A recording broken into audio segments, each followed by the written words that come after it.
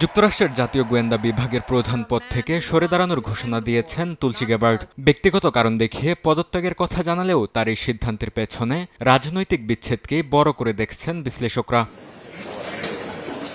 Iran যুদ্ধ শুরুর পর প্রথম বড় কংগ্রেশনাল শুনানিতে হাজির হন মার্কিন জাতীয় গোয়েন্দা বিভাগের পরিচালক তুলসী গ্যাবার্ড। সেখানে তিনি দাবি করেন মার্কিন ও ইসরায়েলি হামলায় ইরানের সামরিক সক্ষমতা বড় ধরনের ক্ষতির মুখে পড়েছে।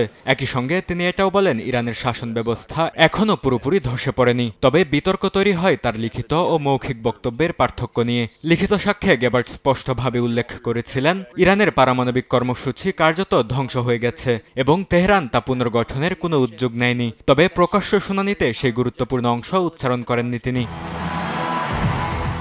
বিশ্লেষকদের মতে তুলসীর এই অবস্থান মার্কিন প্রেসিডেন্ট ডোনাল্ড ট্রাম্পের যুদ্ধের যৌক্তিকতাকে প্রশ্নবিদ্ধ করে। ট্রাম্প প্রশাসন দাবি করেছিল ইরান পারমাণবিক অস্ত্র তৈরির পথে এগোচ্ছিল এবং সেটি ছিল হামলার প্রধান কারণ। ডেমোক্র্যাট সিনেটর মার্ক ওয়ার্নার শুনানিতে কটাক্ষ করে বলেন গ্যাবার্ড সেই অংশই বাদ দিয়েছেন যা প্রেসিডেন্টের বক্তব্যের সঙ্গে সাংঘর্ষিক। আর সেখান থেকে স্পষ্ট হয়ে ওঠে গোয়েন্দা মূল্যায়ন আর রাজনৈতিক বক্তব্যের মধ্যে তৈরি হয়েছে গভীর ফাটল।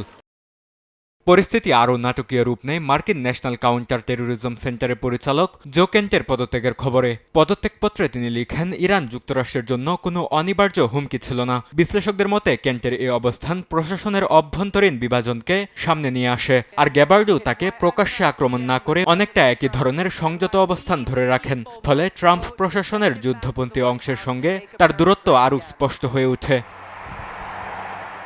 শুনানিতে গ্যাবার্ড আরও জানান হরমুজ প্রণালী ঘিরে সম্ভাব্য সংকটের বিষয়ে দীর্ঘদিন ধরেই সতর্ক ছিল মার্কিন গোয়েন্দা সংস্থাগুলো। তাদের মূল্যায়ন ছিল ইরান যে কোনো সময় এই গুরুত্বপূর্ণ জ্বালানি রুট নিজেদের নিয়ন্ত্রণে নিতে পারে। সেই তথ্যের ভিত্তিতেই আগেভাগে পরিকল্পনা নেয় পেন্টাগন। তবে আইন প্রণেতাদের বড় প্রশ্ন ছিল যুদ্ধের চূড়ান্ত সিদ্ধান্ত নেওয়ার সময় গোয়েন্দা কর্মকর্তারা আসলে কতটা প্রভাব রাখতে পেরেছিলেন। অনেকের অভিযোগ গোয়েন্দা তথ্যের চেয়ে রাজনৈতিক সিদ্ধান্তই তখন বেশি প্রাধান্য পেয়েছিল। তাই স্বামীর চিকিৎসাকে সামনে রেখে গ্যাবার্ডের পদত্যাগের সরকারি ব্যাখ্যা বাস্তব হলেও এর পেছনে গভীর রাজনৈতিক চাপ ও নীতিগত দ্বন্দ্ব কাজ করছে বলেই মনে করছেন বিশ্লেষকরা।